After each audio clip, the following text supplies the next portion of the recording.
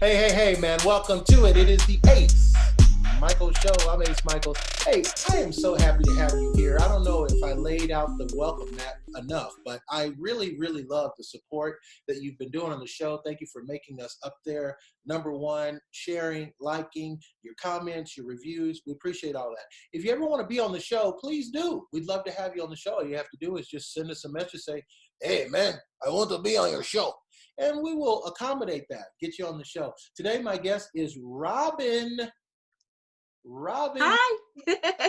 I wanted to make sure because we had some technical problems earlier, but we erased all that. Now we're ready to rock and roll. So Robin's on the show, and Robin is a top realtor in the Las Vegas market. And I just want to jump right into the show. Like no small talk, no jokes. Like really, Robin, I think the best word to describe what this country is going through right now is mess. It is a mess. I'm sure you would agree. It is a mess. It's interesting. Yeah. It's interesting. What does it mean? It's almost like a dream or watching a movie. So it's just one of those things that we're all having to acclimate to, AKA the new normal. If you have a messy dream, yeah, it's a messy dream for sure. But what does this mean for real estate? Like I'm thinking as a non-real estate person, I'm thinking it either means a lot of people are gonna sell their houses and leave, or a lot of people are gonna try to buy houses and the houses are gonna be way cheap. Okay, so there's a lot of things going on right now. Well, first, I'm just gonna give my little spiel. Of course, you introduced me. I'm Robin Rochelle Kirksey, and I've been selling real estate here for 16 years. So the one thing I can use as far as foresight is that I went through the last big bubble that we had, which was back in 2008. So I can kind of sort of make some projections, see what we did wrong the last time, so I'll know what to do going forward to better serve my clients. Yes, right now, what has happened is everything was kind of overpriced a little bit, just a little bit. So what we're doing now, I think it's more of a balancing going on. We're not going to know the real effect of everything post-quarantine, post-COVID, until this time next year. But I can tell you from what I've seen this weekend when I was out, people are still buying. They're still buying homes. Why do you think that is? I mean, aren't they concerned that Las Vegas won't be the mecca that it was for a while? And so are they buying a house in anticipation of being here when it all opens up? Or they don't care? They want to live in Nevada? Well, there's a lot going on. You got to keep in mind, some people are just tired of renting. They're tired of renting. When all these forbearances came through and all this help for homeowners, renters didn't get in on that. The only thing we got was, what did he say? The governor said there was, you won't get evicted. That is not secure. That does not moratorium. Put off your payment. When all this falls off, they've got to come with the rent. Right. And they even had something where it said, if you have the money, pay it anyway. Right. So some people had to choose between eating and paying rent. So it was a lot. It's still crazy. There's still a lot of gray area where that's concerned. But a lot of people are just tired of renting. They want to own something of their own. They have that job security in place. A lot of people don't. 50% of the Americans now are out of work. But the ones who have their retirements set in stone, they're still gainfully employed. They're still wanting to buy. They want their own. What's the benefit to buying over renting? Oh gosh, there's so many benefits. When it's yours, it's just yours. You can do what you want to. You don't have to answer to anyone. There's pride of ownership. You're going to do things a little bit differently, when you have your own house. And you can paint it if you want to. I mean, depending on what your HOA is. And then two, it's still one of the fastest ways to wealth in this country. There's roller coaster rides, but the market has a way of balancing itself out. You just have to be able to tough it out in the meantime. I see. And so clearly you would suggest that people do buy houses in this market. You're saying the market's not so bad right now. It's the tone I'm getting from what you're saying. I'm going to say this. The median home price went down a little bit. So it really depends on which side of the scale you're on. For my buyers, this is kind of good news. As long as they're able to maintain and stay up on their bills, pay it on time, keep their credit score up. You know, it's not a bad time to dispute those credit scores, because a lot of people aren't in the office to try. A lot of people aren't in the office. Call it what it is. To right bicker with you. So they got that 30 days clear. Yes, nice. And is there a particular part of Las Vegas that you feel is booming now that would be a good place to look for, let's say, first time home owner? I'm going to say this. All of Las Vegas is valuable. I'm one of those real estate agents. I don't care where where you're looking at. I'm going to find you the best bang for your buck, whatever side of town it's on. Everybody has their preference for their own particular reasons. And of course, what people don't know is in real estate, we're not allowed to really steer our clients. They have to do their due diligence and make sure it's where they want to live. I can tell you what school zone you're going to be in, but it's going to be up to you to find out the particulars about that school to see if that's something that's going to work for your family. So there's beauty in each side of town. And the good thing about living in the Las Vegas Valley, you're going to get a view no matter where you go, because we live in that big, pretty circle of mountains. So, and that's how I learned my way around Las Vegas. I learned the humps of the mountains.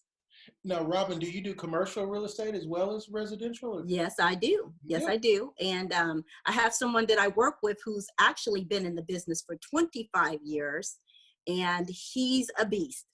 So he assists me with my commercial real estate transactions. And it's kind of crazy with what's going on right now. A lot of people are going to be selling businesses. It's unfortunate, with the quarantine and people not being able to generate income. Many businesses are going to go out of business. So yeah, I definitely sell commercial real estate as well. And now what about, like in my particular situation, what I'm really looking for, and this is a secret. Nobody knows this but us. Okay. So what I'm looking for is a live-work situation. That would be my idea, because I want to put a recording studio, my photography studio, my video podcast studio. Plus, I also want to be able to live in that space so that when I'm not working, I can relax, go upstairs, grab a few hours of sleep, and then get right and back to work. I think that's an awesome thing to be able to do. What we do in that case, it's a question of looking at the zoning to make sure that it's residential and that it's also commercial, so that you can run your business and live there. I remember, and it's still the case on Eastern, you drive down that street, you'll see a whole lot of houses with signs out there. Yeah. Those are businesses. Right. So those are those situations where you can live where you do business. So it's just in a matter of writing up the contract the right way, which is why you want me on it. Right. So absolutely, it's something that definitely can be done. Yeah, and I've wanted to do that ever since the TV show Vegas from the 70s, because oh my gosh, okay, that's a little bit before my time. I was a kid in the 70s. Not before my time. I'm an old man. That was hot. He had his detective service in this kind of like a garage warehouse, and he drove a 68 convertible. He had a oh shoot, it's on the tip of my tongue. Anyway, that's gonna be next show. I'll have that figured out by the next show. That's awesome. He had a beautiful car, and he used to drive his car and park it right in the house. And I was like, that is ridiculously awesome. Like, so yeah, that's fly. That's fly. Yeah, I wanted that. Candy. I wonder what his property's worth now. He had a Corvette. That's what he had. Wow. Oh, that property is in Vegas somewhere. I'm sure it's. I'm gonna have to Google it and find out and get back to you and let you know. Oh my God. Might have to sell it to you. Wouldn't that be great if I could get that particular spot? Oh, snappy, snappy. And if I can't, I promise you, I can find you one just like it. I'm that girl. That's the business. So, okay, so let's say a couple comes to you. They don't know anything about this real estate game. It's intimidating, right? It is. And what you just described is very rare. Because of technology, I'm going to be honest, everyone thinks that they're a realtor or a real estate agent. Not me. And the fact is, there's things that you don't foresee. If I could tell my clients one thing, it is my job to try to foresee or guess what the other side's going to do. So it takes a lot of transparency on the part of my clients. And the problem is when they think they know more than you, or they do something and they don't make you aware of it, they don't realize that they've just jeopardized their own, their contract or their deal. So transparency is so important in this. And that's why, I go to classes, I get my continuing education. I've got that certificate, and I take an oath to be a realtor to protect my client above and beyond anything else. So even like if I was your attorney, I would want you to be transparent with me, right or wrong, be transparent with me so I'll know how best to serve you and to represent you. And so with Zillow, people don't realize that a lot of times by the time they call it, it's already sold. It's clickbait. It's something that they use to make the phone ring so that they can channel you where they want you to go. And so what ends up happening is they get this nice, friendly realtor who's happy to help on the other line. Right. And that realtor is representing that seller. So if some stuff goes down, who do you think they're going to represent? Whose side do you think they're going to pull for? They're going to pull for their seller. It's more than likely. So it's best to have your own representation. Now that leads to my next question. So you, Robin, you clearly are a good realtor. What's a bad realtor? What's the difference? A bad realtor, I'll be honest with you, is one who's driven just by the green, the money. I get to know my clients. I get to know their families, their situations as much as they want me to know. And I care. I genuinely care about my clients. For me, I'm a humble person. I'm from Ohio, and that just follows through with how I do business. I'm not out here trying to sell you something that you can't afford. I'm not trying to corner you into something that you don't want. I'll keep it 100 with you. If you've got hamburger budget and you want steak, I'm going to try to find you the best hamburger I can find. I don't want you to get in over your head. So we paint a lot of different scenarios. We make a lot of different projections. But what I don't want to do is be so driven by my commission that I'm not thinking about my client. Now, I'm worth my weight in gold. I work for a living. I don't look at houses. Looking at houses doesn't put a dime in my pocket. And I have a family to support too. But I'm not driven by the money. I'm driven by how satisfied my client is. And that's what's kept me afloat. When you live through one recession, I lost just like everybody else did. And so I have that human component that I apply towards every deal, every transaction. Nice. Now, speaking of the human component, is there anything that makes it impossible to get a house? Like if I come out and I got a 200 credit score and I want that face. Well, let's say that's the case. Yeah, maybe that's the case. I get hit up by credit kings and queens 24/7. I don't need any more credit kings and queens.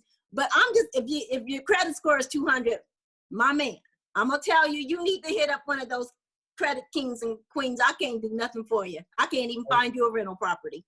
So what is the beginning of being able, with credit, to be able to look at getting a house? Is it 500, 600, 700? I have gotten my clients in homes at 580. Oh, wow. Conventional. And you want to get at least a 640. Okay. That's going to put you in the clear. That's going to get you in a position where you can use that down payment assistance. Okay. You know, that's something you want to look into. Anything that's going to save you a little bit of money. And then too, even with everything that's going on, the interest rates are still at a historic low. So what I would say is for someone who's struggling with their credit, it's a good time to put in a dispute. You know, you if they don't respond back to you in 30 days, then a lot of those credit agencies have to remove it from your credit. And I will also say, do what you can to pay your bills. Sure. Lenders feel like if you can't pay your bills and you can't pay your rent, why would they give you a loan for $200,000, $250,000, $350,000? They're not going to do that. Right. So you gotta get on your credit, and you have to have the income. You have to have, they want to look and see that you've been employed, usually about 2 years. They want to see that you've been employed. And then because of this COVID and coronavirus, what you're going to want to do is, if you're employed, have your employer write you a letter to let the lender know you're still going to have a position. You're still going to have a job after this is all said and done. They want to see that job security. If they see that you don't have that job security, they're not going to take that chance on you. And that is what's up. Hey, man, we learned some stuff today, and we got entertainment. We got edutainment, people. Ace Micheals show today. My guest is Robin. She's a real estate. She's your real estate lady. Not if you have a 200 credit score. She's not your real estate lady. But once you get up to that 580, 640, 720. 720, I'll get you whatever you want. There it is. 720. 720 takes the house. 720. Come on. 720. Hey, Ace Micheals show, man. Hey, you know what we say at the end of every show? I still mean it to this very day. Live the life you love. Love the life you live. Absolutely. That was great, Robin. Great. Thank you.